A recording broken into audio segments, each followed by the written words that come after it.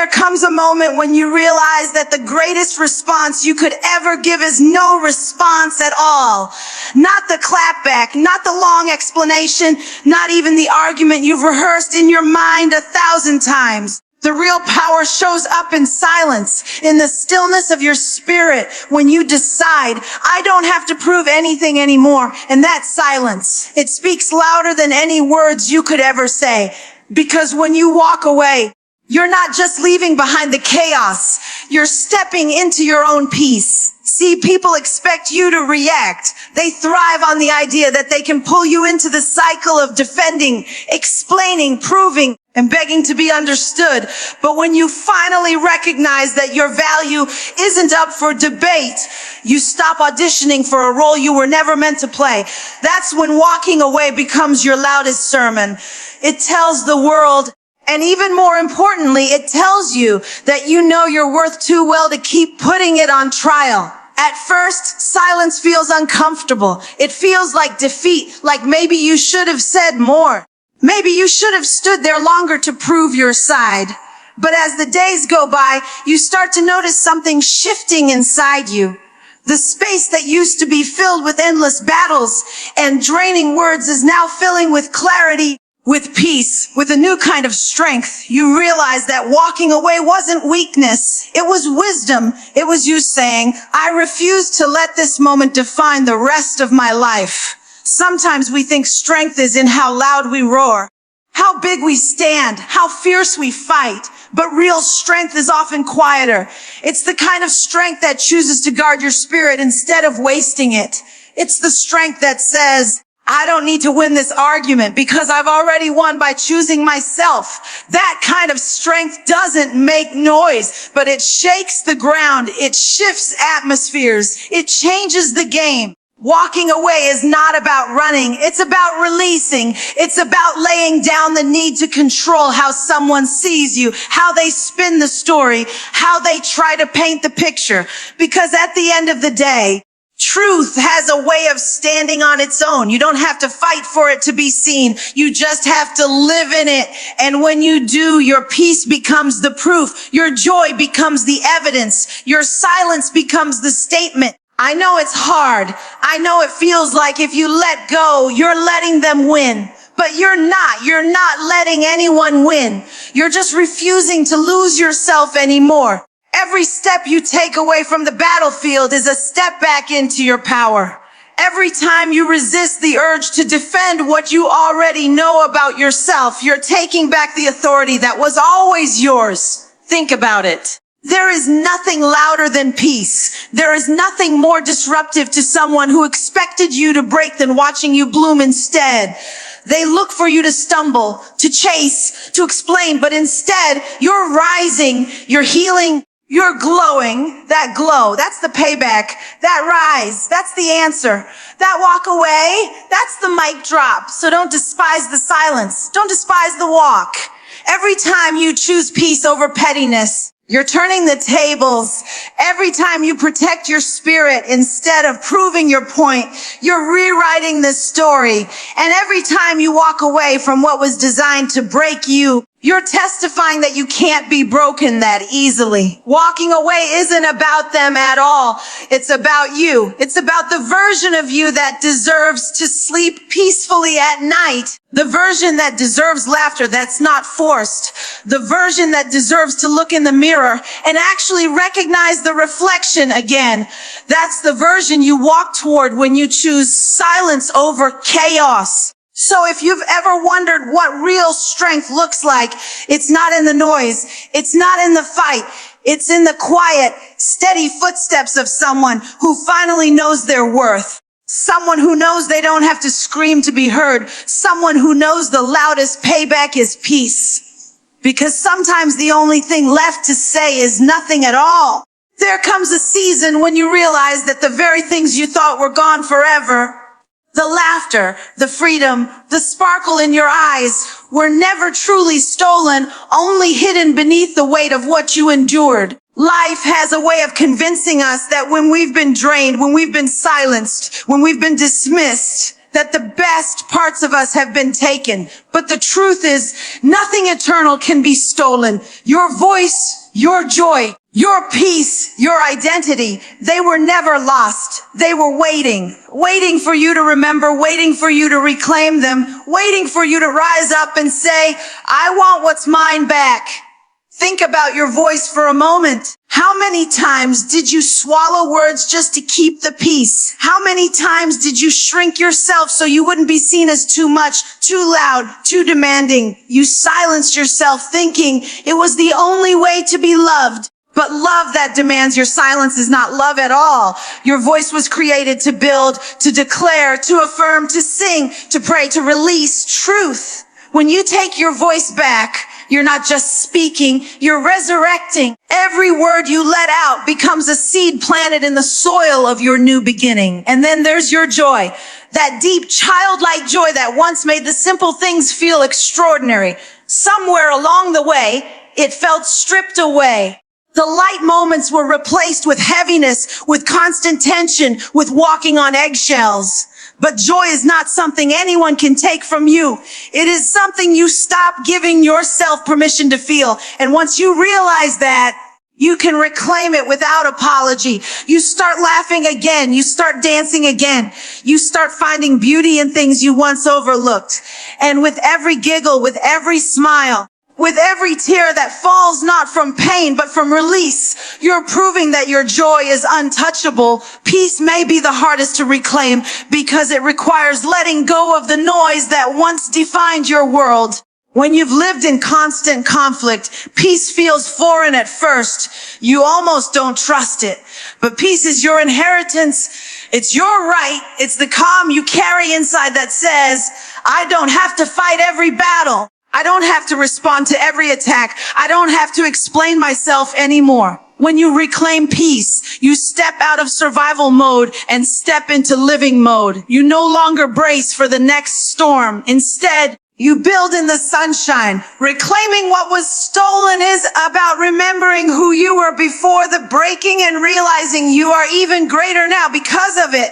It's about walking back into the room of your soul, dusting off the treasures that were buried under disappointment and deciding to wear them proudly again. It's putting your crown back on, not the same crown, but a heavier one, a stronger one forged through fire and tears and resilience. And let me tell you, there is nothing more powerful than a woman who has found her voice again, who carries her joy unapologetically, who protects her peace like it's sacred, because it is. That woman is unstoppable. She doesn't beg to be seen. She doesn't plead to be chosen. She knows she already is. She becomes living proof that everything meant to strip her was only temporary. But what was placed inside her from the very beginning is eternal.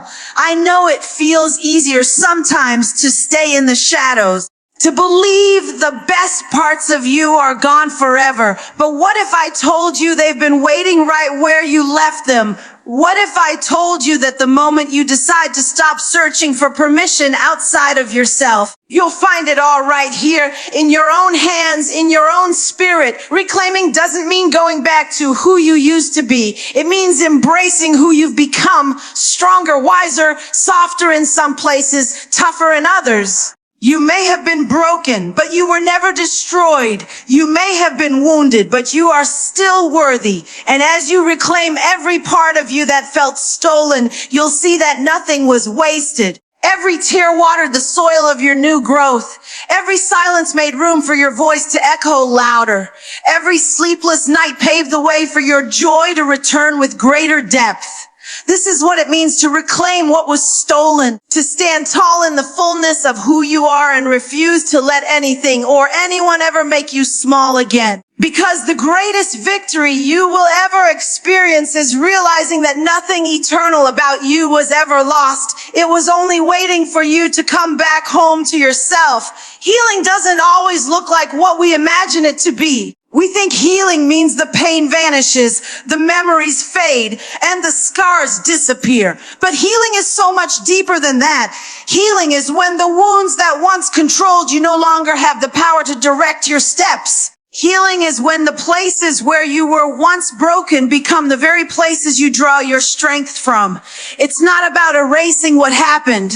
It's about transforming what happened into wisdom that can no longer be used against you. There is a power in healing that terrifies those who expected you to stay shattered, because they don't know what to do with a woman who has learned how to rise out of ashes and wear them like armor. Healing disarms the lies that were spoken over you. Healing silences the doubt that used to paralyze you. Healing turns your why me into watch me. It's the most unexpected counterattack because it doesn't come with vengeance or shouting. It comes with quiet growth, steady glow, and unshakable peace. Every wound you've carried has been a teacher. Every tear has been a lesson. Every betrayal has been a classroom you didn't ask to enter, but now you carry the diploma of survival, and that diploma gives you authority. It gives you credibility. It gives you a testimony that says, yes, I was hurt, but I am not defined by my hurt. When you allow healing to do its work, the very thing that was supposed to bury you becomes the foundation you build your future on. Healing is not fast. It's not pretty. It doesn't happen overnight. Some days it feels like you're climbing a mountain barefoot, and other days it feels like you're finally standing on top of it with the wind at your back. There are relapses into old patterns. There are moments when the pain sneaks up uninvited. There are nights when the memories visit like unwanted guests. But even in those moments, you're healing, because healing isn't the absence of pain. It's the decision to keep moving forward despite the pain. When you heal, you glow differently, not because everything is perfect, but because you've stopped letting brokenness be your identity. You're no longer carrying bitterness in your eyes, no longer dragging resentment in your posture, no longer letting anger be your language. Instead, your glow comes from release, from forgiveness, not necessarily for them, but for yourself. Forgiveness that says, I refuse to keep drinking poison and expecting someone else to fall. Forgiveness that sets you free from the prison of replaying the same story. Forgiveness that allows your soul to finally exhale, and healing is contagious. When you start walking in your healing, others around you begin to believe it's possible for them too. Your courage inspires courage. Your glow sparks light in rooms that were dim. Your story becomes a lifeline for someone else drowning in the same storm you survived. That is the counterattack. Your survival becomes somebody else's blueprint. The pain that was meant to silence you ends up amplifying your voice to the world. You may not realize it now, but every small act of healing, getting out of bed when you'd rather stay under the covers, choosing peace instead of picking up old battles, smiling even when it feels unnatural, is turning the tables, because healing is the ultimate reversal. It's saying, you didn't break me, you built me. It's saying, what tried to destroy me has only strengthened me. It's saying, the very thing that was meant to stop me became the reason I rise. I want you to understand that your healing is not just for you. It's a weapon. Not a weapon of destruction, but a weapon of creation. It creates freedom. It creates clarity. It creates a future that looks nothing like your past. When you heal, you stop recycling pain and you start planting purpose. And that purpose, it will outlive the wounds. So don't despise the process. Don't rush it. Don't curse it. Every scar you carry is proof that you made it through something that was designed to take you out. Every healed place on your heart is evidence that light still breaks through even the darkest cracks. Every moment you choose to keep healing is another table turned, another victory claimed, another testimony written. Because the most powerful payback you could ever give is to heal so fully the very wounds meant to destroy. You become the reason you shine. There comes a point where you realize that freedom isn't about the absence of obstacles. It's about the presence of choice. It's about waking up one day and deciding, I will no longer live my life shrinking so someone else can feel taller. I will no longer bend myself out of shape just to fit into a space I was never designed for. That's the moment the tables turn. Not when you win the argument, not when you prove the point, But when you decide to live unapologetically free, living free doesn't mean you never feel fear. It doesn't mean you always have the answers. It means you stop asking for permission to be yourself. You stop dimming your light because someone else is uncomfortable with your shine.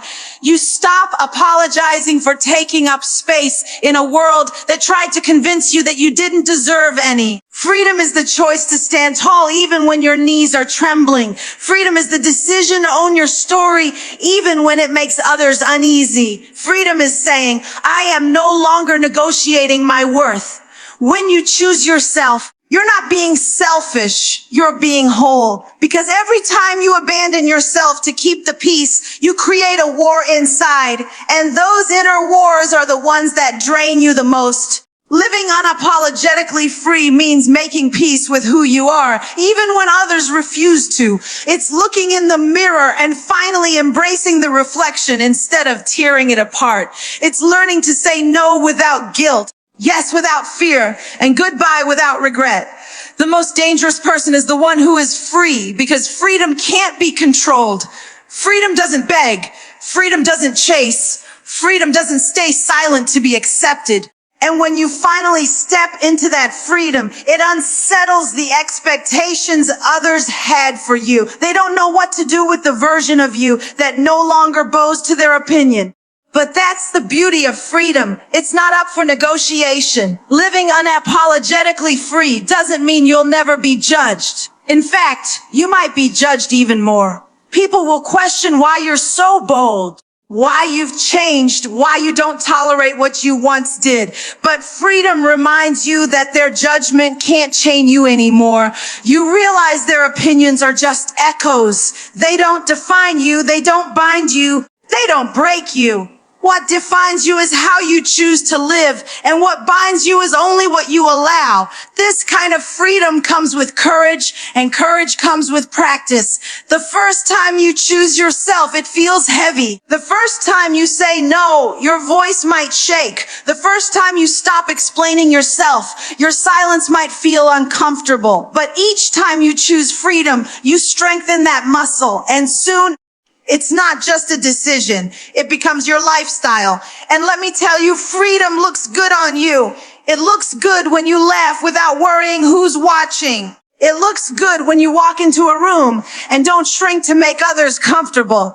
It looks good when you show up with your scars, your flaws, your brilliance, and your beauty without apology. It looks good when you're fully alive. Not just existing to keep others satisfied. That glow, that confidence, that unapologetic presence, that's what freedom produces. But freedom also requires boundaries, because when you decide to live free, not everyone will celebrate it. Some will test it. Some will resist it. Some will even resent it. That's when you learn that freedom isn't about proving you're unbothered. It's about protecting your peace. You don't owe explanations for why you won't entertain chaos anymore. You don't owe apologies for why you refuse to carry burdens that don't belong to you. Your freedom is your declaration that you will not go back into chains you've already broken. When you start living unapologetically free, you inspire others to do the same. Your courage becomes contagious. Your authenticity becomes a mirror. And suddenly you're not just turning the tables in your own life. You're shifting atmospheres for everyone who encounters you. They see that it's possible. They see that you don't have to live boxed in by fear, shame, or control. They see that freedom is a choice, and they begin to make that choice for themselves too. So if you've been waiting for permission, this is it. If you've been waiting for a sign, this is it. If you've been waiting for someone to tell you it's okay to live, to laugh, to breathe, to shine, this is it. Your freedom is not selfish. Your freedom is sacred. And the moment you choose it, the tables turn in ways you could never imagine. Because the greatest declaration you will ever make is living fully, boldly, unapologetically free. There is something powerful about realizing that the very pain that tried to bury you has now become the soil where you plant your future.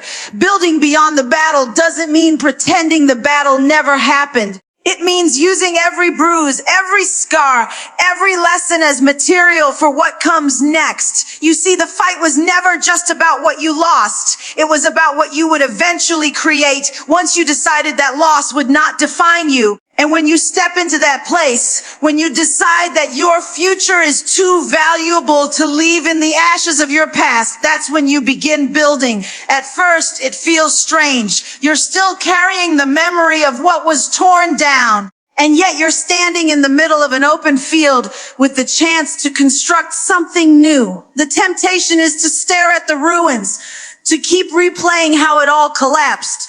But the real power lies in lifting your head, rolling up your sleeves and saying, I will not live among ruins. I will rise and rebuild. That's what turning the tables looks like. It's not about revenge. It's about resurrection. When you start building beyond the battle, you begin by laying foundations of purpose. Purpose says, what I went through wasn't wasted.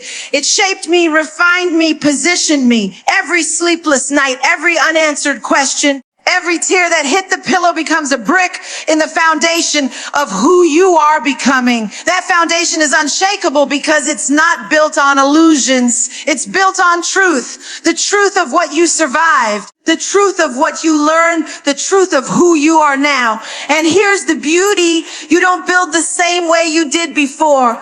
Before you built from a place of needing approval, needing validation, needing to be enough for someone else. But now you build for you. You build for your healing, for your joy, for your legacy. The walls you raise are not walls of defense, but walls of protection. Walls that keep your peace sacred and your heart guarded. You're not constructing a prison. You're creating a sanctuary. Building beyond the battle also means dreaming again.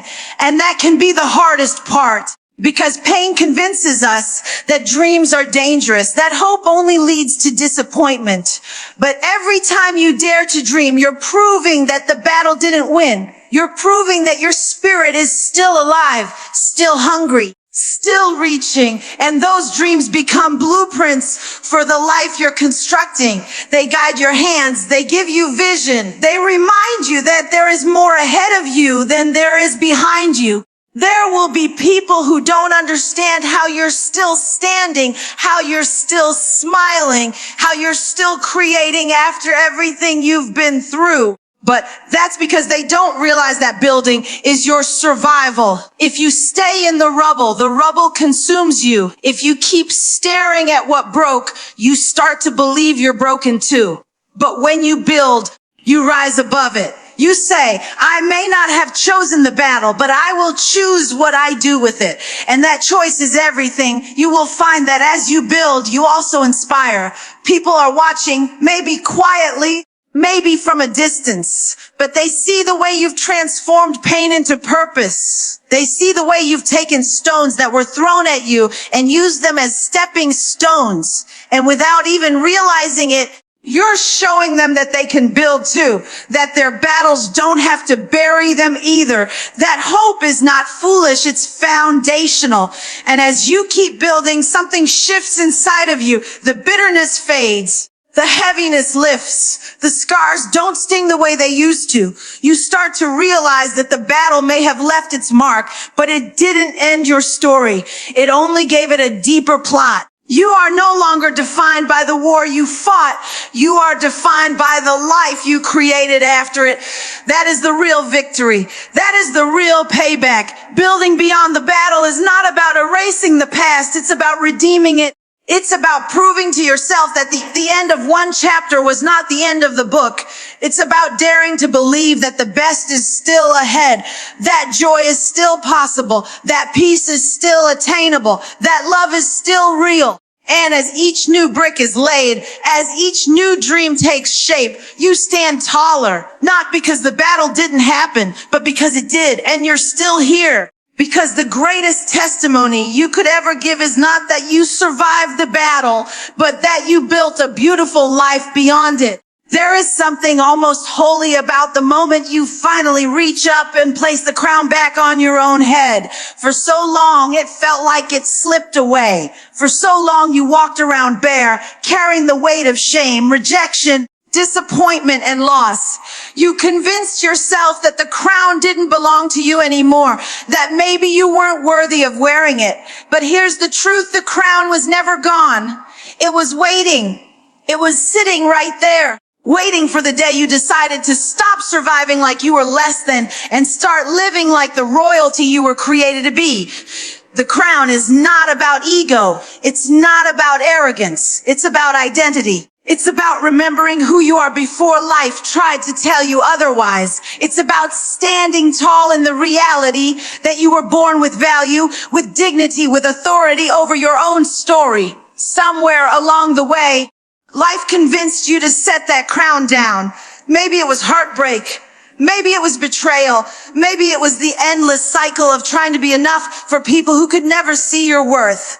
But even in those moments, your crown didn't vanish. It waited patiently for you to reclaim it. When you place that crown back on, you feel the shift immediately. Your posture changes. Your voice changes. Your decisions change. You no longer move from desperation. You move from confidence. You no longer beg for scraps. You recognize you deserve a seat at the table. You no longer measure yourself by what was lost. You measure yourself by what you've survived and who you've become because of it. That crown is not shiny because it's perfect. It shines because it's been through fire and still remains. The most powerful part of putting your crown back on is realizing you are not the same person who once wore it. You are wiser now. You are stronger now. You have seen valleys that tried to break you and storms that tried to drown you. Yet here you are, standing with the crown in your hands again. You don't wear it the way you did before. You wear it with reverence. You wear it with a deep knowing that you've earned every jewel, every stone, every ounce of weight it carries. And yes, the crown is heavy. Responsibility always is. Healing always is. Rising always is. But it's a holy kind of heavy, the kind that reminds you of the resilience it took to get here. Every time you adjust that crown, you're reminding yourself that you refuse to live small anymore. You refuse to let pain dictate your worth. You refuse to allow broken moments to define your future. That crown represents freedom, restoration, and a new beginning. When you walk with your crown, people notice the difference. They may not be able to name it, but they see it. They see it in the way you no longer shrink. They see it in the way you no longer apologize for being yourself. They see it in the way you carry peace, the way you exude joy, the way you protect your space with quiet authority. That glow, that is the crown reflecting. That calm confidence, that is the crown anchoring you. And let me tell you, nothing turns the tables like remembering who you are. Nothing unsettles the atmosphere more than a woman who knows she doesn't need validation to prove her value. Nothing silences the noise more than the steady steps of someone who is walking in her rightful identity. That crown makes the statement for you. You don't even have to say a word. But the crown is not just for moments of victory. It's for the everyday, ordinary moments too. It's for when you wake up tired but still choose to show up. It's for when you want to give up but decide to try again. It's for when you're tempted to slip back into old habits but choose growth instead.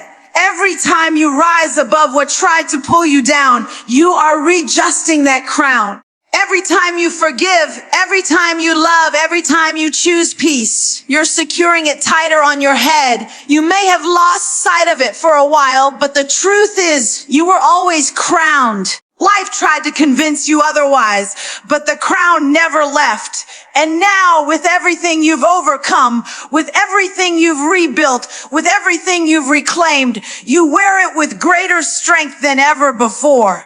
Because the ultimate turnaround, the final table turn, is when you remember who you are, place the crown back on your head, and walk in the fullness of everything you were always meant to be.